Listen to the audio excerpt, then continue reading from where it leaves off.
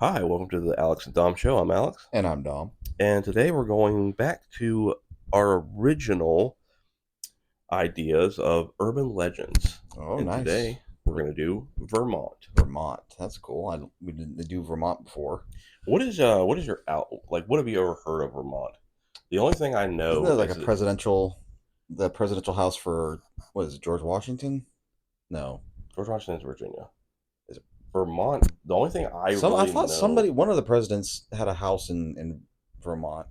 I can't remember. I don't know. I really I'm don't an know. idiot. Hey, let me look it up.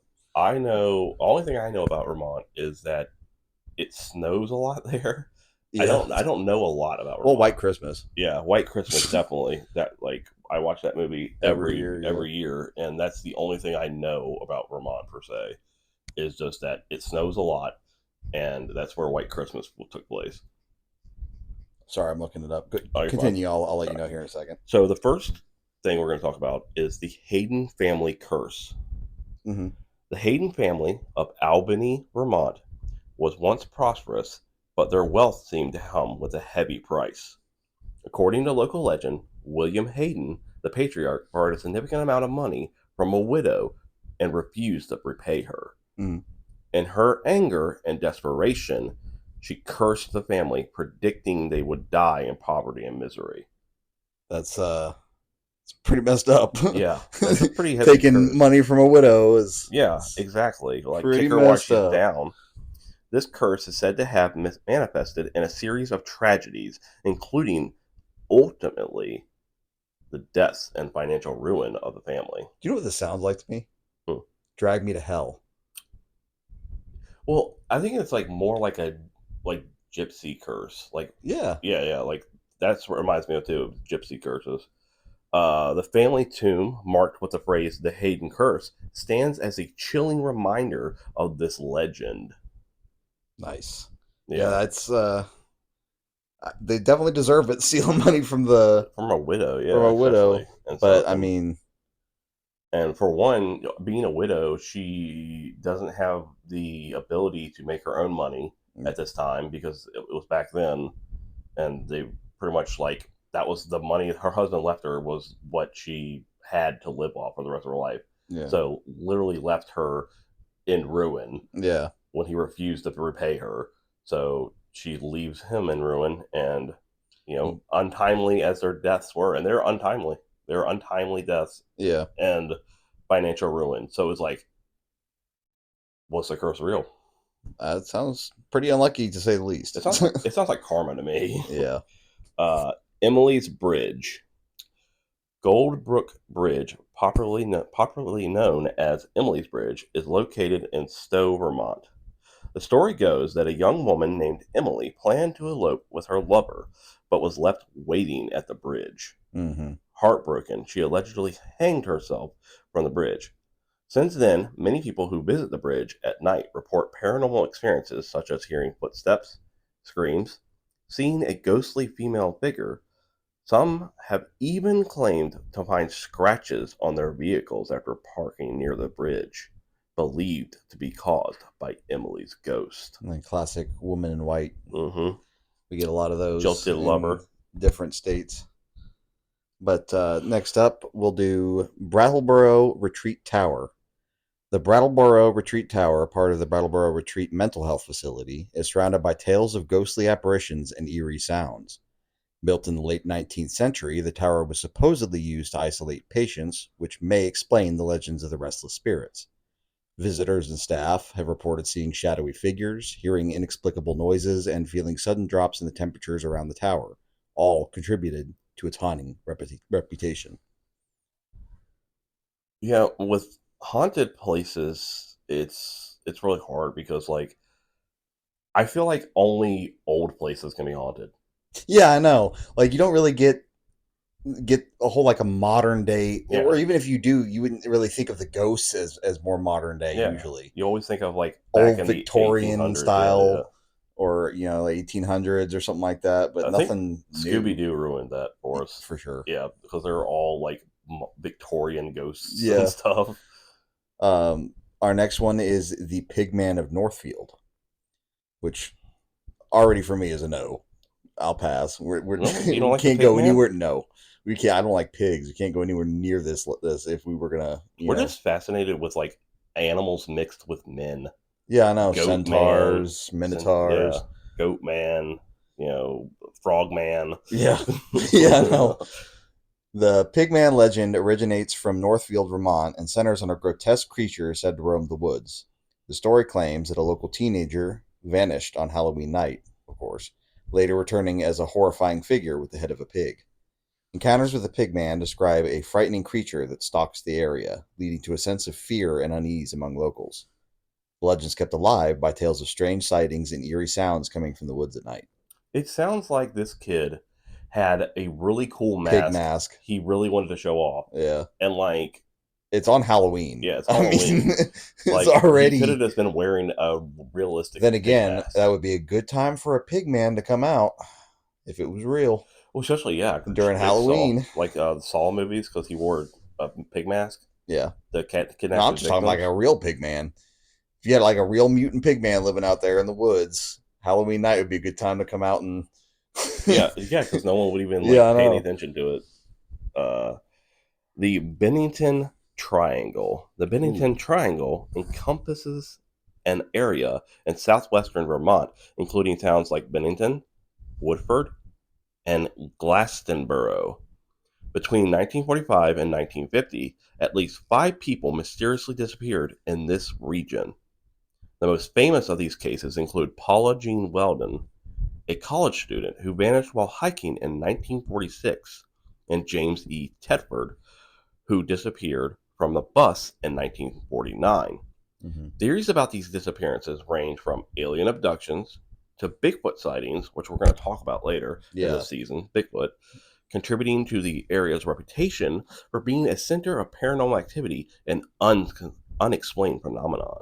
that's different. I like that we have the normal ones you see are like ocean based or sea based Yeah, yeah, triangles. You don't triangles. have a Yeah, whole lot of like land based areas that would be considered, yeah. Which paranormal you hotspots. remember the episode we did, the Bermuda Triangle, Yeah, and we'd also do the Devil's Triangle. Devil's Triangle, the same episode. Yeah.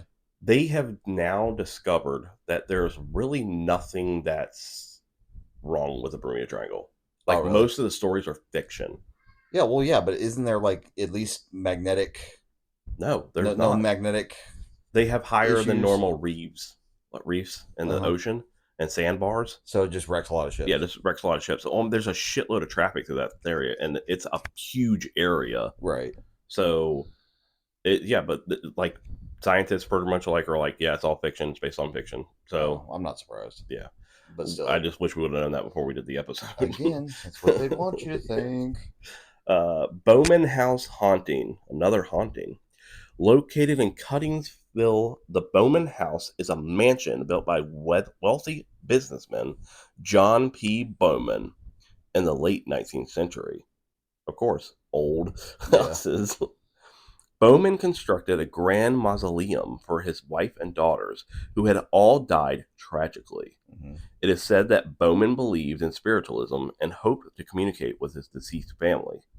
Visitors have reported hearing disembodied voices, seeing ghostly figures, and feeling cold spots in the mansion around the mausoleum. Well, yeah, it's an old ass house. There's barely any Yeah, I know. insulation. It's gonna be drafty, guys. Oh gosh. Well, that and it's like that's also power of suggestion. Yeah. There's a mausoleum inside the house. Of course, you're going to be freaked out. People are freaked out by death, Yeah. and it's You kind cold. of It's a automatically yeah, go into that thinking, yeah, even if you're not normally superstitious. I'd be creeped out going to like a cemetery at night or yeah. a Well, it's just morgue or well, you're whatever. already going there expecting like because humans fear death. It's something. It's like an animalistic thing. Mhm. We fear death, and going to a graveyard or a mausoleum is literally being as close to death without dying. Yeah. So you're gonna experience things. Your mind's gonna play tricks on you and all that crap. Hmm. Next up is the Black Agnes statue in Montpelier. Hope Cemetery is home to a statue known as Black Agnes, which marks the grave of John E. Hubbard. The statue, officially called Thanatos, which is the god of death in Greek mythology, by the way, Sweet. is rumored to bring death or misfortune to anyone who sits in its lap. particularly at midnight. Locals and visitors share stories of eerie feelings and ominous occurrences associated with the statue, contributing to its eerie reputation. And that if you notice, every urban legend that revolves around ghosts or locations, it's always midnight. That's The witching always hour. the time, midnight. Yeah, we talked about that Yeah, during our witches episode, I yeah. believe. It's the tween hour. It's the hour. The 12 to 1 is the hour where the veil between our world and the paranormal world is the thinnest, Right. apparently. Um, Lake Champions, or sorry, Lake Champlain's Champ. Lake Champlain, which borders Vermont and New York, is said to be home to a lake monster, affectionately named Champ. It's like our version of Nessie. Sightings of a Well, serpentine creature date back to Native American legends and continue to present day. Descriptions vary, but Champ is generally depicted as a large snake-like creature. Numerous sightings and even some photographs and videos have surfaced, which are probably all just, hoaxes, but you never know. Keeping the legend alive and drawing curious tourists to the lake, and that's right there is probably the main reason is yeah, to make money. tourism. I mean, that is I'm weird because I'll obviously believe some things like well.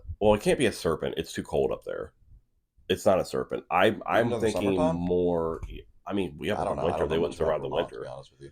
but it's. I don't think that it's a serpent or anything like that. I don't think it's a dinosaur. It's probably like a lake whale or something, like a species of whale or That's not the first time that's happened where yeah, a whale's gotten into a freshwater yeah. body of water. Yeah, like I'm saying, I'm sure it's probably something a mammal or just a giant fish. I mean, I don't know if people have seen like fish in a lake, but they get pretty freaking big, Yeah. Oh especially shoot. like gars, like alligator gars, Yeah. and like gar is a fish that gets The monstrous. spiky teeth. Yeah, it's ridiculous. The University of Vermont's ghost. The University of Vermont in Burlington has several buildings that are said to be haunted. The most famous is Converse Hall, where students and staff have reported ghostly apparitions, strange noises, and unexplained phenomenon. The ghost of Henry, a former student who allegedly committed suicide in the building, is often mentioned in these stories. Hmm. Whole university, the University of Vermont, has numerous You ghosts. hear that a lot too. Yeah.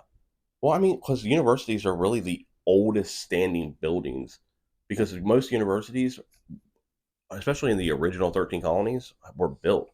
Like Oxford University in England is older than the Mayan civilization. Yeah, that's really weird to think about. Yeah. Like our timeline as a human race is really weird to think about in the grand scheme of things. Yeah. Like people were going, learning about college and being doctors and shit while like a civilization was just coming to Right. power. Or like I'm not sure if it's fact or if it's one of those myths or whatever, but it wasn't there mammoths during when the Egyptians were building the pyramids and stuff.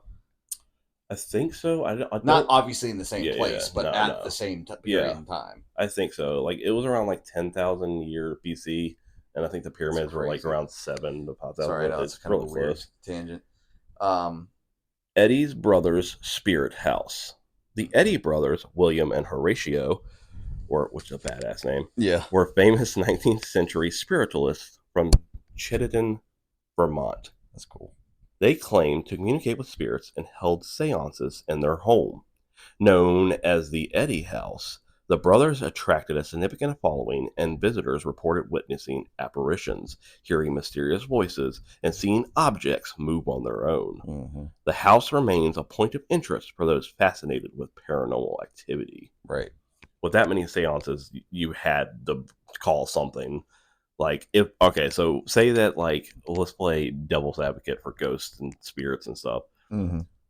If you're doing that many seances as a job, you're definitely going to be calling something and they're going to be hanging around. Yeah. So, like, it's kind of like opening the door and never shutting it. Yeah, I know. You're kind of bringing it on yourself in some situation. Well, I guess some people will probably do it for closure, but Yeah, I understand. Like, sometimes the spiritualists, if they're real or if they're not real, if it's a scam, sometimes they help.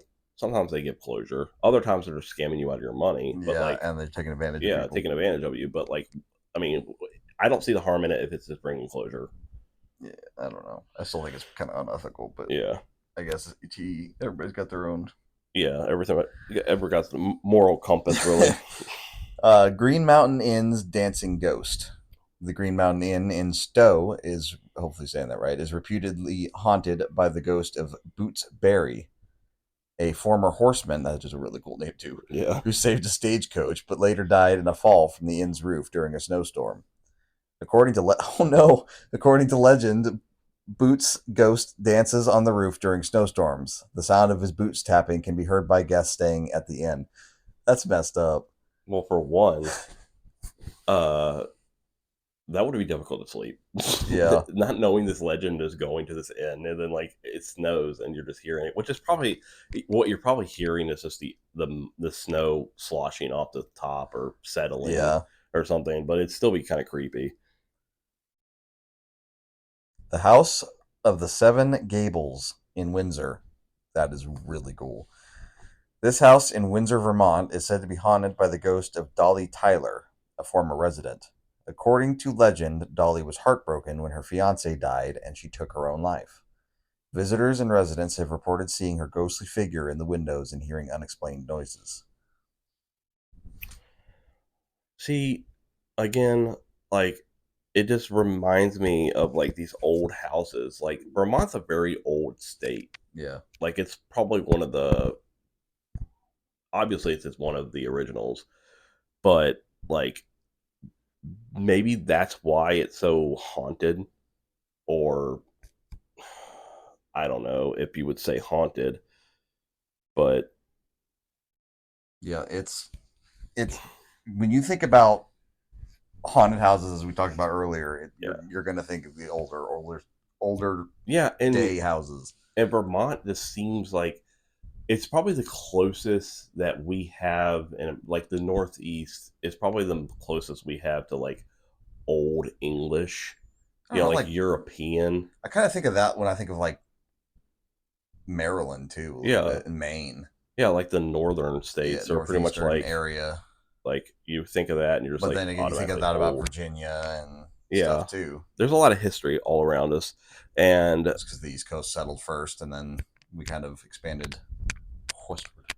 yeah, exactly. And so that was Urban Legends Vermont. If you guys enjoyed those 12 urban legends, leave a like, subscribe if you're listening to YouTube, We and always appreciate the new yeah, followers. for real.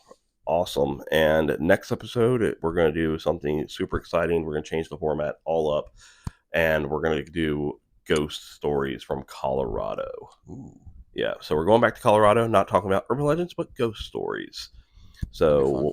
we'll see you then, and we appreciate you listening, and we'll see you next time on the Alex and Dom Show.